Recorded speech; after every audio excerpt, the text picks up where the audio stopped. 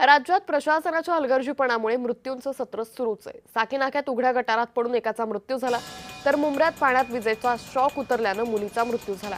पुण्यात लोणी काळभोर इथं 2 वर्ष चिमुकल्याचा मृत्यू झालाय, तर पाण्याच्या निचरासाठी खोदलेल्या खड्ड्यात बुडून एकाचा मृत्यू झालाय। त्यामुळे एकंदरीतच चेंबूरमध्येही शाळेच्या बसवर झाड कोसळल्यानं एका विद्यार्थ्याचा मृत्यू झाला। ही 4 दृश्य आहे। साकीनाका, मुंब्रा, लोणी काळभोर आणि चेंबूर स्कूल बस अपघाताची, ज्या ठिकाणी या पावसाळ्यात या मोठ्या घटना घडल्याचं सध्या पाहायला मिळतंय।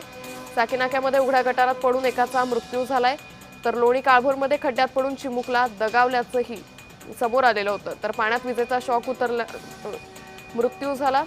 त्यानंतर या स्कूल बसवर झाड कोसळल्यानं एका विद्यार्थ्याचा मृत्यू झाला।